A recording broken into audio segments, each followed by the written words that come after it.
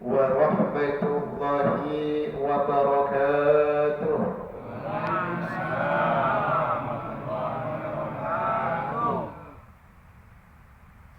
Jalan-jalan ke pasar malam,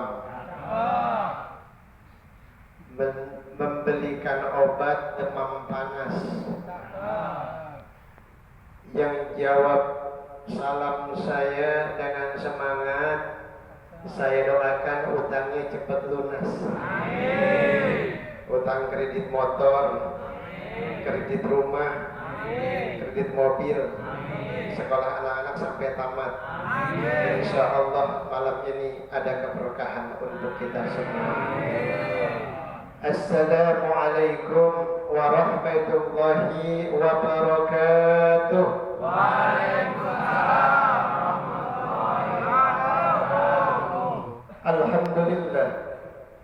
Alhamdulillahilladzi arsala rasulahu bil huda wa dinil haqq liyudhhirahu 'ala ad-dini kullihi wa kafaa billahi shahida. Ashhadu an la ilaha illallah wahdahu la syarika lah wa ashhadu anna sayyidana wa nabiyyana Muhammadan abduhu wa rasuluhu la nabiyya ba'dah.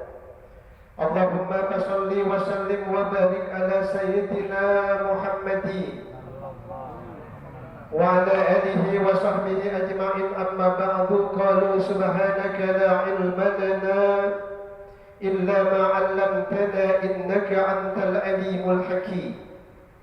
Wahdina wa waffiq lana ila al-haqqi wa ila tariqin mustaqim. Qala Allah ta'ala fil Qur'anil Karim, a'udzu billahi minasy syaithanir rajim. Bismillahirrahmanirrahim. Wa man ahsanu qawlan mimman da'a ila Allah wa 'amila shalihan wa qala innani minal muslimin.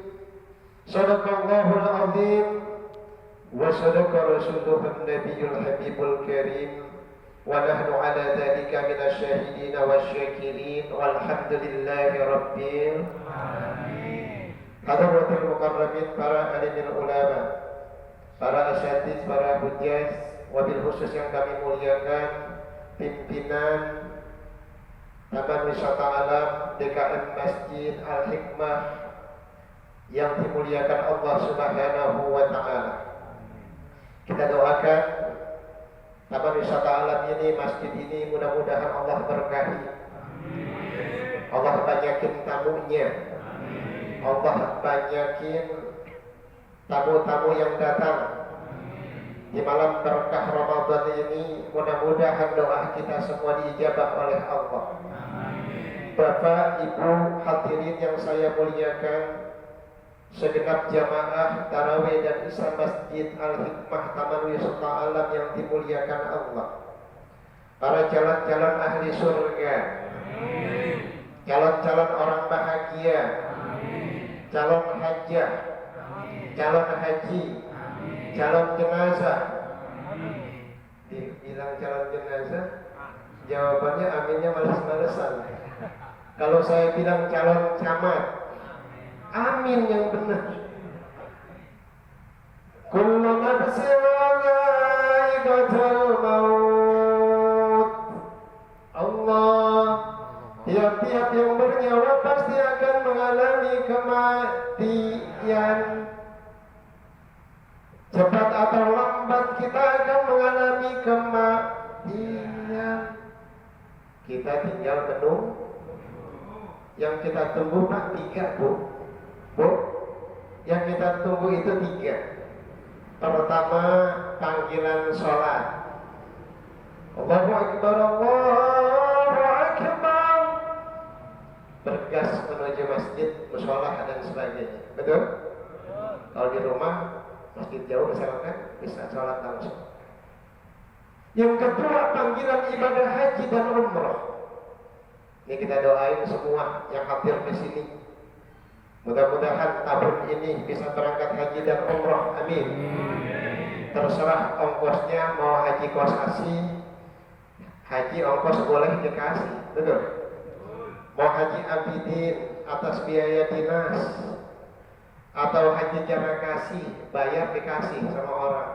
Insya Allah tidak ada yang mustahil bagi Allah. Doa kita diijabah oleh Allah Subhanahu. Amin ya Rabbal. Bapak Ibu hadirin yang dimuliakan Allah, salawat dan salam semoga tercurah limpah ruah kepada baginda Rasulullah, pemimpin revolusi umat manusia yang mengubah alam ini menjadi alam yang rahmatan lil alamin, sehingga dakwahnya sampai pada detik ini, sampai ke Masjid Taman Wisata Alam. Alhamdulillah, bil wasilah para ulama-ulama dan waliullah, para penyebar agama Islam, yang alhamdulillah dakwah Rasul sudah sampai di Taman Wisata Alam. Amin ya Rabbal. Pada malam ini alhamdulillah saya dapat tema, yaitu menjadikan keberkahan di menit-menit Ramadan. Maka di dalam hal ini, yuk mari sama-sama, kita sudah memasuki malam yang ke-13. Artinya kita sudah memasuki puasa 12 hari, betul? Yang saya rasakan, yang Bapak dan Ibu rasakan, coba tunjuk tangan. Kalau saya tanyakan, siapakah yang sudah menghatamkan Al-Quran 1 kali?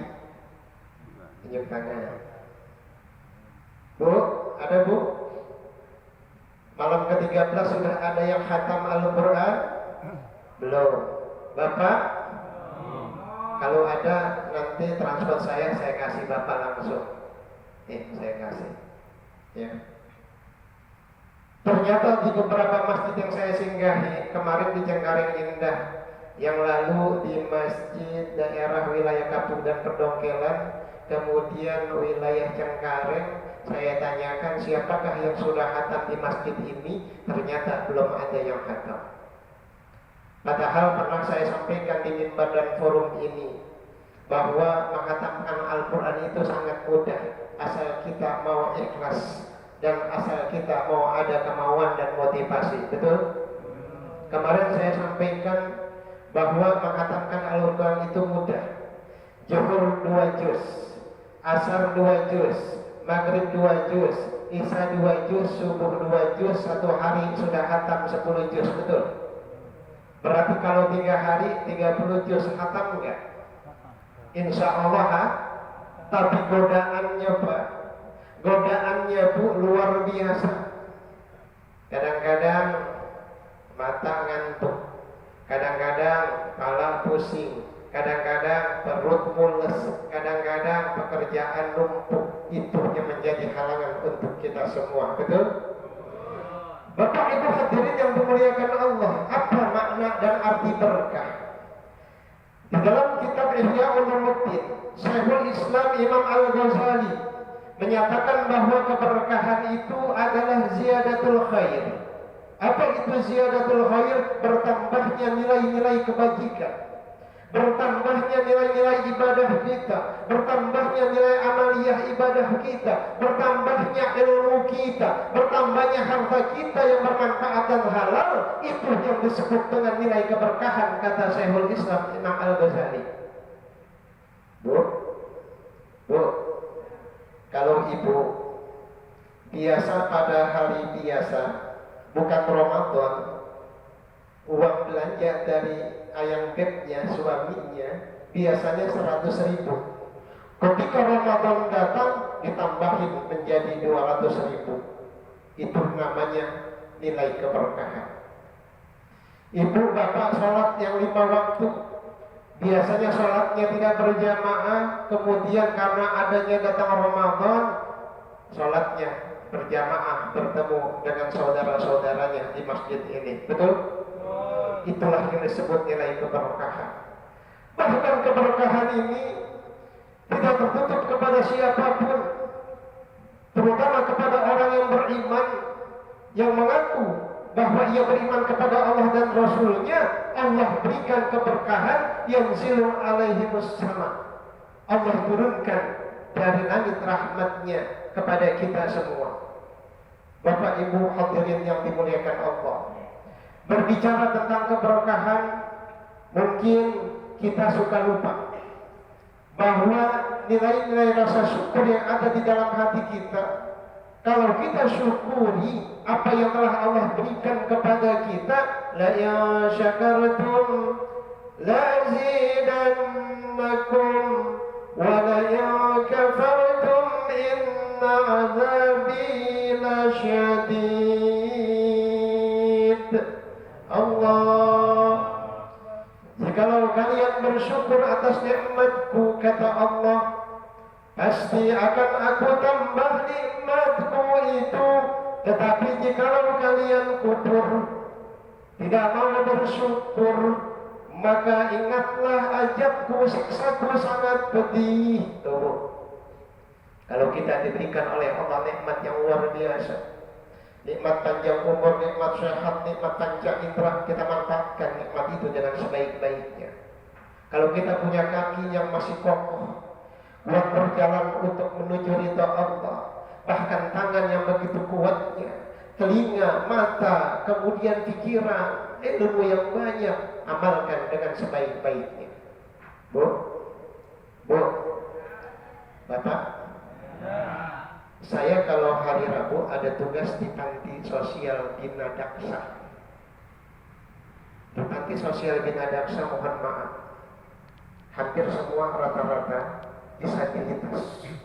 Artinya mohon izin, ada yang tidak punya tangan, ada yang tidak punya kaki, ada yang tidak punya mata. Itu saya setiap hari Rabu dapat tugas di panti Bina Daksa yang ada di Cengkareng. Itu kalau kita datang, ya Allah ya Rabb, ya, kita merasa bersyukur nih, karena kita diberikan tubuh yang sempurna. Mata kita bisa melihat, telinga kita bisa mendengar, bahkan tangan kita sempurna, kaki kita bagus. Tapi mereka yang ada di panti sana, Bu, mereka semangat untuk belajar Islam. Mereka usia di antara 30, 50, 60, 70. Insya Allah mereka semangat itu. Yang saya pikirkan, ya Allah, coba kalau kita berdakwah di mimbar dan forum ini seperti masjid, majelis taklim, ya, insya Allah melihatnya enak. Bapak-bapak ganteng-ganteng semua, ya, ibu-ibu cantik semua.